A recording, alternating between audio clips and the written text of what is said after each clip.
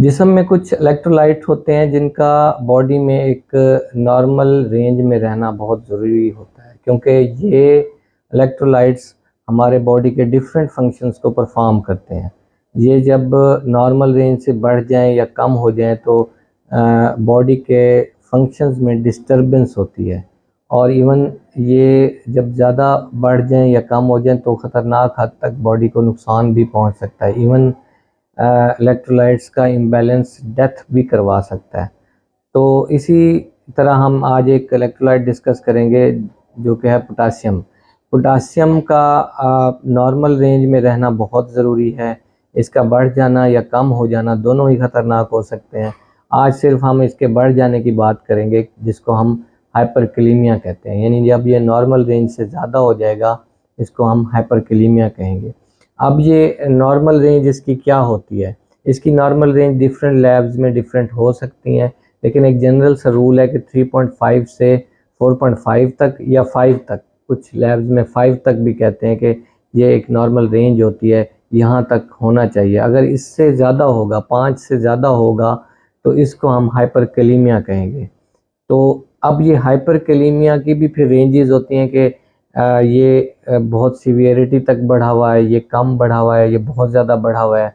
तो इसमें अगर जो माइल्ड होता है वो 5 to 6 तक अगर बढ़ा हुआ है तो इसको हम माइल्ड कहते हैं, यानी 5 to 6 milli equivalent per litre. अगर 6 से अबव है, 6.4 तक है, तो इसको हम मॉडरेट कहते हैं, और अगर 6.5 से भी ज़्यादा है तो इसको हम सीवियर कहते हैं, और ये बहुत ख़तरनाक फॉर्म है। बेसिकली जब ये बढ़ जाता है, इसके जो नॉर्मल फंक्शन है वो ये हैं कि ये बॉडी की जो जिस्म के मसल्स हैं उनकी कॉन्ट्रैक्शन करवाता है। दिल में जो इम्पल्सेस होती हैं जिसकी वजह से दिल धड़क रहा होता है, उसकी पल्स को प्रोग्रेस करने में मदद करवाता है। और इसके अलावा जो हमारी जीआईटी की मोटिलिटी है, यानी कि जो हमारी अंतड़ियों की मोटिलिटी है, फूड हम मुंह से लेते हैं और वो खारिज हो जाती है, तो इसमें भी इसका रोल होता है।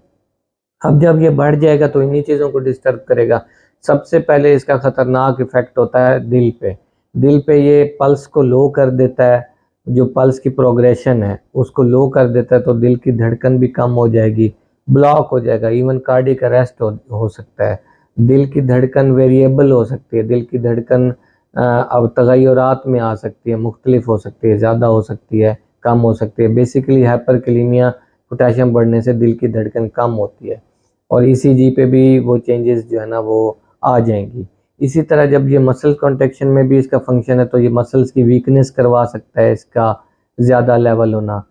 नोज़िया वोमिटिंग हो सकती है, यानी कि जो आपकी जीआईटी की मोबिलिटी है ये उसको बढ़ा सकता है, उल्टी मतली करवाएगा, या डायरिया हो जाएगा, पखाने बहुत ज़्यादा आना शुरू हो जाएंगे, पेट में दर्द हो सकता है, चेस्ट पेन हो सकता है। तो ये सारी चीज़ें हो सकती हैं। अब ये देखना है कि ये बढ़ता क्यों है और हम इसका इलाज कैसे कर सकते हैं। बेसिकली कुछ कंडीशंस हैं कॉमन सी, लाइक जैसे गुर्दों की दायमी बीमारी है, या गुर्दों की दायमी बीमारी में कुछ लोग डायलिसिस पे होते हैं। इन लोगों में पोटाशियम इसलिए बढ़ता है कि गुर्दों ने ही पोटाशियम को जिस्म से निकालना होता है। तो ये जब भी कोई थोड़ा सा डायलिसिस मिस हो, या पोटाशियम वाली खुराकें जिन लोगों में डायलिसिस नहीं हो रहे होते और वो पोटाशियम रिच फूड खाते हैं, जिन खुराकों में पोटाशियम ज़्यादा होता है, तो पोटाशियम बढ़ जाएगा। इसी तरह कोई लोग जो मेडिसिन कुछ इस तरह की ले रहे हो, लाइक जो कि पोटाशियम को स्पेयर कर रही हो और पेशाब दिलवा रही हो, पेशाब आवर मेडिसिन होती हैं कुछ, जैसे कि स्पाइरानोलेक्टोन। अब ये क्या करती है, ये पेशाब आवर दवाई है लेकिन पोटाशियम को कंजर्व करती है। इसी तरह जो है ना हाई पोटाशियम डाइट के अलावा कुछ रेयर कंडीशंस हैं जिसको सूडो हाइपोएल्डोस्टेरोनिज्म कहते हैं, यानी कि एल्डोस्टेरॉन जिस्म में कम हो जाता है और उसकी वजह से भी पोटाशियम बढ़ जाता है। अब इसकी रेगुलेशन की वजह से कुछ कंडीशंस है जिनमें ये ज़्यादा इफ़ेक्ट कर सकते हैं, लाइक किसी बंदे को दिल का मसला है तो उसमें पोटाशियम बहुत डेंजरस हो सकता है। गुर्दों का मसला है, पोटाशियम बहुत डेंजरस हो जाएगा। कुछ लोगों को एडिसन डिजीज़ है, एचआईवी या डायबिटीज़ के मसले हैं, उनमें ये पोटाशियम बढ़ जाना ज़्यादा ख़तरनाक हो सकता है। अब इसको हम डायग्नोज कैसे करते हैं? इसको हम डायग्नोज करते हैं ईसीजी के ज़रिए, जो कि कन्फर्मेटरी नहीं हो सकता, लेकिन जो सबसे ज़्यादा कन्फर्मेटरी है वो यही है कि ब्लड में हम इसके लेवल्स देख लेंगे, सीरम पोटासियम करवा लेंगे, सीरम इलेक्ट्रोलाइट्स देखेंगे, तो उसमें हमें पोटाशियम की रेंज नज़र आ जाएगी कि ज़्यादा हुई है। अब आपने इसको मैनेज कैसे करना है, इसका ट्रीटमेंट क्या है। इसका हॉस्पिटल में ट्रीटमेंट डिफरेंट है जो एक्यूट फेज़ में है, और घर पे जो अवॉइडेंस है, घर पे आप इसको प्रिवेंशन कर सकते हैं, वो डिफरेंट है।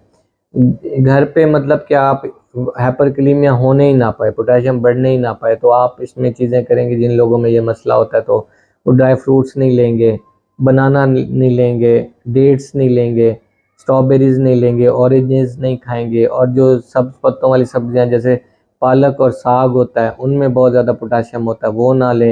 एवोकाडोज होते हैं वो ना लें, और कुछ सॉल्ट्स होते हैं जिनमें पोटेशियम ज़्यादा होता है, वो ना लें।